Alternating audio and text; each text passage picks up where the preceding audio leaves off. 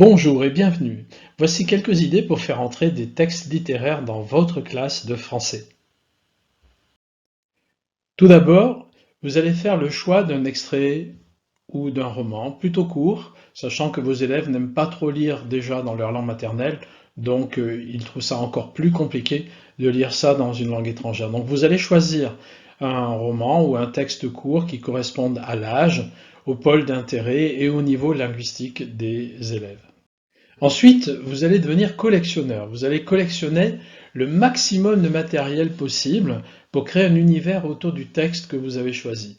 Des photos de l'auteur, des informations sur l'auteur, d'autres textes que l'auteur a écrits, des affiches, des articles de journaux, des interviews, des vidéos, des extraits de films. Tout est bon à prendre. Cette activité pourra être poursuivie aussi par les élèves. Et puis, si vous avez le roman chez vous ou le texte original, eh bien, vous pourrez amener ce texte en classe pour rendre les choses encore plus tangibles pour les élèves. Planifiez ensuite le nombre de séances qui seront consacrées au texte ou à l'auteur. 1, 2, 3, 4, 5, 6 maximum. Il ne s'agit pas d'épuiser le texte, d'épuiser toutes les idées et d'épuiser les élèves, mais bien de donner envie de lire et planifier pour chaque séance que vous avez prévue les activités que vont faire les élèves. Voici quelques conseils simples. Au lieu de demander aux élèves quels sont les mots qu'ils n'ont pas compris, ou bien leur demander de lire à haute voix un texte qu'ils ne connaissent pas encore, vous allez demander aux participants de faire quelque chose avec le texte. Quelques exemples. Chercher des informations sur un personnage. Qu'est-ce qu'on apprend sur le personnage X? Ou bien sur une thématique. Chercher tout ce qui concerne l'amour dans le texte. Ou bien sur un champ sémantique. Chercher tous les mots en relation avec la nature, par exemple. Ou bien vous allez extraire quelques mots du texte et vous allez demander aux participants d'écrire un texte en utilisant tous ces mots. Et ensuite, on va passer à la lecture du texte d'origine. Ou bien vous allez demander aux élèves de dessiner la scène qui est présentée dans le texte. Et ils présenteront ensuite leur dessin. Ou bien vous allez demander de réécrire la scène présentée dans le texte, mais selon la perspective de notre protagoniste. Ou bien vous allez demander de créer un dialogue entre les personnages. Ou encore de comparer la même scène dans un roman et dans un film. Voici un exemple. Vous allez demander aux élèves de compléter le texte suivant à 2 ou à 3. Voici le texte. À ses yeux, elle est ce qu'il y a de plus précieux, plus que sa famille.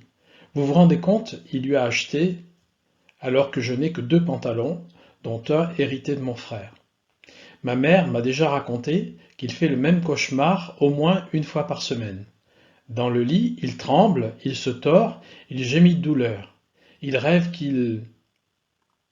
Il panique, il court dans les allées, il essaie de... Mais sa belle ne lui répond pas. Le pire, c'est que cela le réveille en sursaut, en nage, et il court en bas, en slip, pour vérifier si elle... Une fois rassuré, il remonte se coucher. Donc voilà ce texte que les élèves doivent remplir. Pour le remplir, ils vont se poser un certain nombre de questions. Ils vont se demander qui parle à qui, quelle est la situation, où est-ce que ça se passe. Et puis ils vont également regarder les contraintes plus grammaticales qui sont imposées ici. Par exemple, vous vous rendez compte, il lui a acheté, après il faut obligatoirement un substantif qui va venir. Ensuite, un petit peu plus tard, ma mère m'a déjà raconté qu'il fait le même cauchemar au moins une fois par semaine. Dans le lit, il tremble, il se tord, il gémit de douleur, il rêve qu'il, et là, on a une contrainte, il faut obligatoirement un verbe, donc il rêve qu'il fait quelque chose. De même, après, dans la phrase suivante, il essaye de... Donc là, encore une fois, il va y avoir un verbe. Donc il y a à la fois des contraintes sémantiques dans cet exercice et des contraintes qui sont des contraintes grammaticales. Ensuite, donc les élèves vont procéder à la mise en commun de leurs résultats et ils vont lire à haute voix en fait ce texte avec la remarque qu'ils vont changer de lecteur à chaque paragraphe de façon à ce que le maximum d'élèves puissent parler. Donc on aura, voici l'exemple, à ses yeux, elle est ce qu'il y a de plus précieux, plus que sa famille. Vous vous rendez compte, il lui a acheté une montre alors que je n'ai que 2 pantalons, dont un hérité de mon frère. Et là, on change de personne qui lit.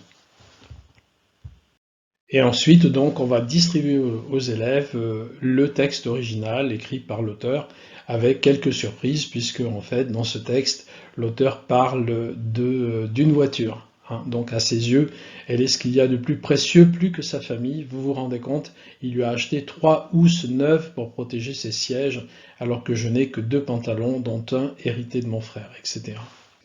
On va ensuite s'intéresser à l'auteur. Donc, il s'agit ici de Yamen Manaï, qui est né en 1980 à Tunis. Yamen Manaï vit aujourd'hui à Paris. Il est ingénieur et il conduit donc à la fois sa carrière d'auteur et sa carrière professionnelle d'ingénieur simultanément. Il a publié plusieurs romans aux éditions Elisade, donc La Marche de l'incertitude en 2010, La Sérénade d'Ibrahim Santos en 2011, L'amas ardent qui a été récompensé par le prix des 5 continents, et puis en 2021, donc il a publié ce livre Bel Abîme, et il va le présenter, vous le présenter lui-même dans la séquence qui suit.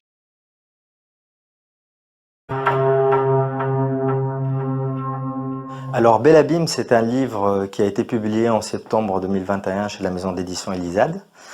On est dans ce livre avec un jeune adolescent tunisien, il a 15 ans, il est aux arrêts et à travers un dialogue qu'il a avec son avocat et un expert psychiatrique pour préparer son procès, en fait il fait le procès de sa société à travers une radioscopie qui s'attaque à tous les cercles dans lesquels cette jeunesse-là se trouve emprisonnée, que ce soit la famille, les établissements scolaires et par la suite aussi au sens large la société et les gouvernants.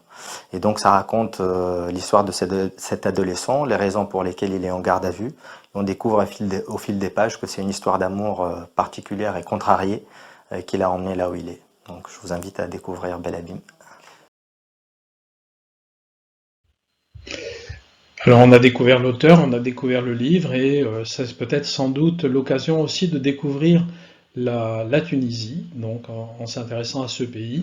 Donc on peut le faire d'une manière simple avec une forme de carte d'identité, en fait, avec le drapeau, la situation géographique en fait de ce pays, et puis simplement la capitale, Tunis, langue officielle, l'arabe, la fête nationale le 20 mars qui commémore l'indépendance vis-à-vis de la France en 1956, la forme de l'État, qui est une république présidentielle et bicamérale, c'est-à-dire qu'il y a 2 chambres, la chambre haute et la chambre basse, le nom du président de la République, Kais Saied, et puis une population de 12 millions d'habitants environ, et la monnaie, le dinar tunisien. Donc une fiche d'identité assez simple pour connaître ce pays. Ou bien on peut aller un petit peu plus loin, puisque dans le livre de Yamen Manaï, eh bien, il y a une critique qui est formulée sur le pays, et donc on va voir ici les points forts et les points faibles de la vie dans ce pays. Cette fiche également est disponible dans le dossier que j'ai préparé pour vous. Nous arrivons à la fin de cette séance. Donc je vous ai préparé un double dossier que vous allez pouvoir télécharger. Donc d'une part, Qu'allez-vous lire cet hiver, qui est la collection d'une quarantaine de romans français publiés entre 2016 et 2023. Et puis également dans votre dossier, toute une série d'idées sur l'utilisation de textes littéraires en classe de français et langue étrangère, sous le texte de Paroles de lecteur, et vous allez retrouver donc les textes que je vous ai également présentés dans le cadre de l'exemple d'utilisation d'un texte littéraire en classe. Voilà, je vous remercie pour votre attention. À bientôt.